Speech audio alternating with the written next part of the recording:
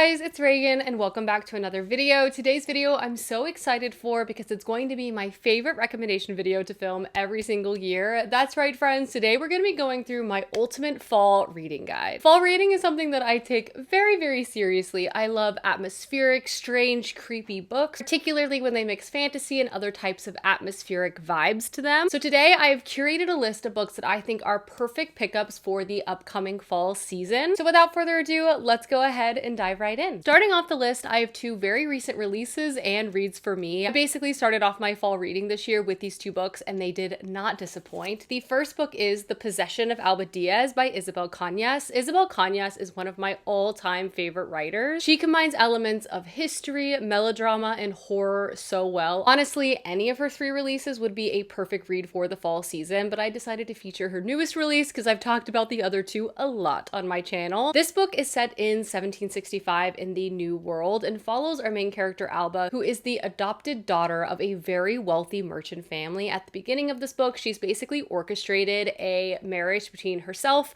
and a boy that she feels like she can trust, as she's obviously very wary about being bartered away to the highest bidder. However, though, some strange things begin to occur when they visit her new fiance's silver mine, and essentially it becomes very clear that she actually might be possessed by a demon that came from this very silver mine, and the story begins to unfold from there. Full of so much atmosphere, yearning, drama, also romance. I don't know how this author does it so well. She writes compelling, logical, and also like have you on the edge of your seat romances amongst some of the most harrowing and disturbing situations as well. She also effortlessly weaves in real historical context and influence within her story, having like the horrors of history impact the supernatural horror that a lot of our characters are experiencing.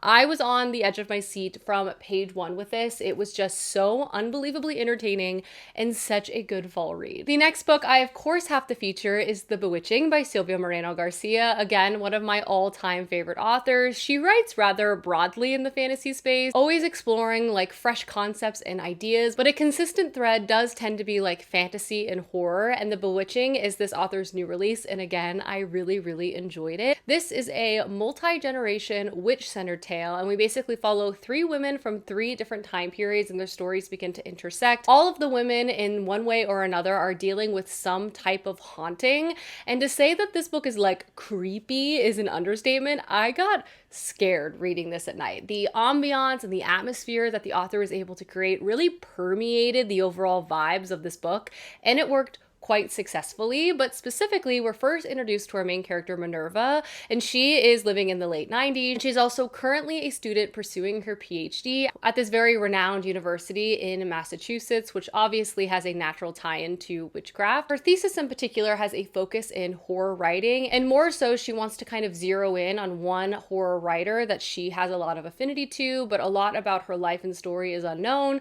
until she comes across a manuscript that she begins to read. This manuscript introduces us to our other main character we follow, Betty, that writer, as she recounts a missing person case that impacted her while she was at this very same university in the 30s. And we also follow a storyline following Minerva's great-grandmother named Alba, shortly after her father's passing, when her uncle moves into her family home, and a bunch of really creepy stuff begins to happen around her and her family.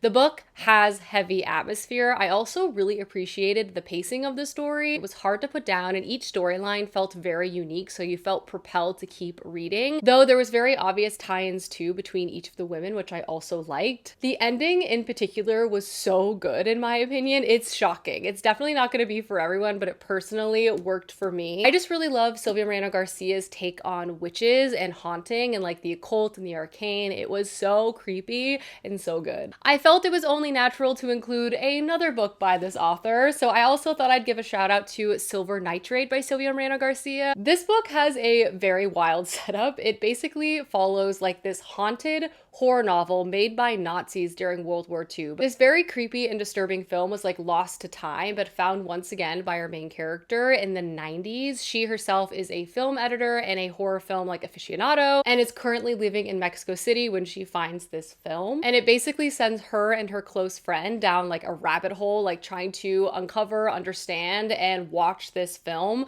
But shortly after they discover it, like a dark presence begins to follow them around in their lives and around the city.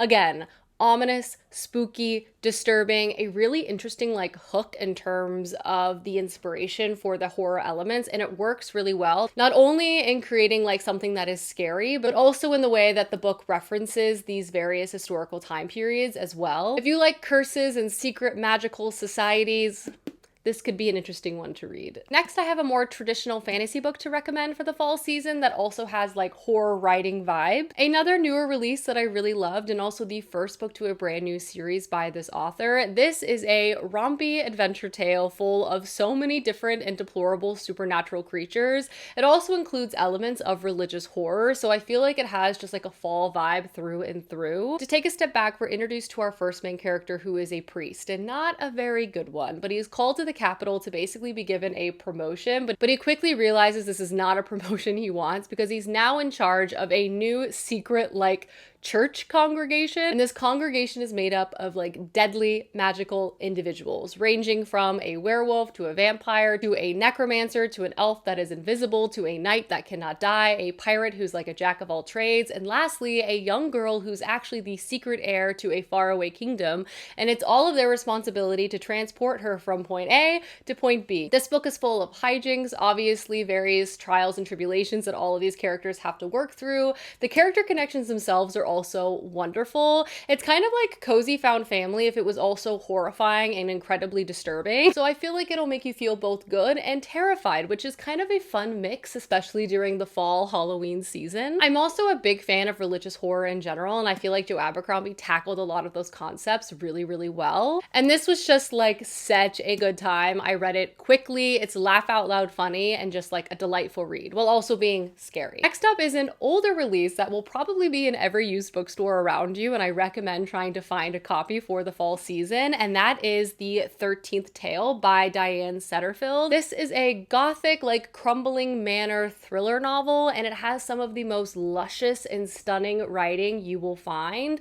It's also very unnerving and creepy, but like in a slow burn kind of way. It's also a book that very much centers books and writing, and also has a very cold weather vibe accompanying the story itself, so it just really fits the fall season. This follows our main character Margaret, who is a quiet and reserved woman, and she helps her family run their rare used bookstore. She has a specific love and appreciation for nonfiction stories and just books in general that are not read often, as she likes to keep the spirit of them alive through her experience of them. And then our other main character is the figure of Vita Winters, who is a very, very famous author within this world and also incredibly reclusive. People have been vying for the opportunity to write a profile on her for basically her entire career, and she has always turned people down until she reaches out to our main character Margaret, inviting her to her home to basically tell her her life story. This book is about Margaret writing the book and then also the story being told to us, and that experience begins to sort of overlap with each other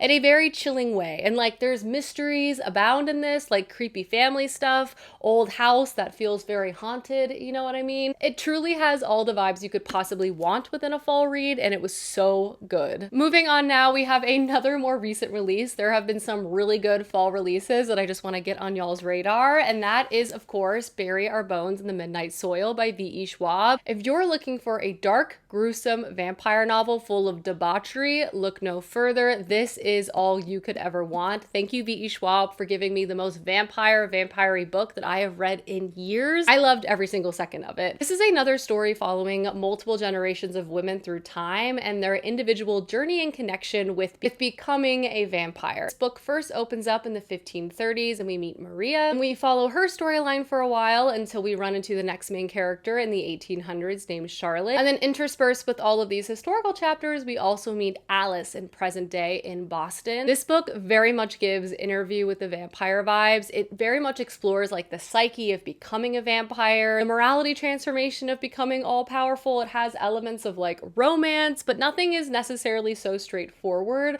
I really appreciated how dynamic and complex all the female characters that were present in this. I also found the writing style to be super intoxicating and beautiful, and just the weaving of this tale will pull you in. It is so good vampires, okay? Really well written vampires. The next book that I have to recommend is A Far Better Thing by H.G. Perry. H.G. Perry, I feel like, is going to be the author of the fall for me this year. I read this recently and loved it, and now I want to read all of her books. If you like historical fantasy that's written with like a historical writing lens, this is the author for you. She is clearly very informed by history, also writes in a more historical style, think like Jonathan Strange and Mr. Norrell, kind of adding to that ambiance, and I ate it up within this installment. But this is a dark fae revenge tale set during the French Revolution and inspired by A Tale of Two Cities. We follow our main character Sydney, who as a young child was stolen from his family's home and replaced with a changeling and taken to the fae realm. He was raised there until young adulthood, and then he was pushed back into the human realm and forced to basically serve fae for the rest of time.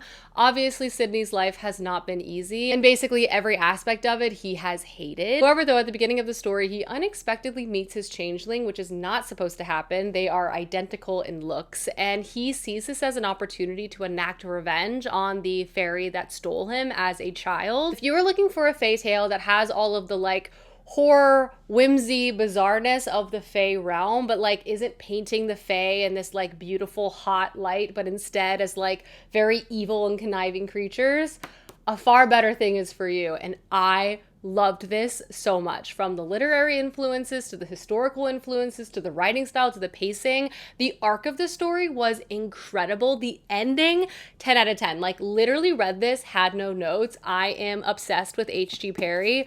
More people need to read it. And obviously it's very dark vibe-wise. I mean, we got French Revolution. It's cold, it's dreary. The streets are running with blood, okay? And then my last fall book I would recommend to check out this fall season, of course, has to be A Sorceress Comes to Call by T. Kingfisher. Basically, any T. Kingfisher book is going to be a great pickup for the fall season. For me, she is fall. She's also known for writing wonderful dark reimaginings of fall fairy tales and kind of combining elements of like cozy and endearing character moments with like dark and gripping plots. It's a great mix of things. This in particular is a reimagining of the story of Goose Girl, and we're introduced to our main character Cordelia, who knows that her mother is unusual. She knows that her mother's moods are very changeable. She knows that she should have more freedom and privacy. She knows that she should be allowed to go into town and have friends, but her mother prevents her from having all of those things. At the beginning of the story, something happens in town, resulting in her mother making them flee in the middle of the night and basically end up at this faraway estate. There, Cordelia's mother seems to be doing some type of enchantment against the man who lives here, and Cordelia begins to feel desperate on what to do next to basically protect this family against her mother. Enter in our other main character, Hester, who is the older sister and spinster to this man at this estate, and Cordelia and Hester strike an unlikely friendship together, and there's this beautiful like found family element alongside this like evil witch sorceress situation and mystery at play. Again, a great balance between like kind of cozy but kind of horrifying. Obviously the dark fairy tale vibes very much feels like a fall winter read, and T. Kingfisher's writing style is so beautiful, it'll just pull you right in. I promise you will love it. And then read everything else T. Kingfisher has written. Alrighty guys, those are some fall book recommendations. Please let me know down below some books you think I should get to this fall, as I would love to know, and I will see you soon with another one soon. Goodbye!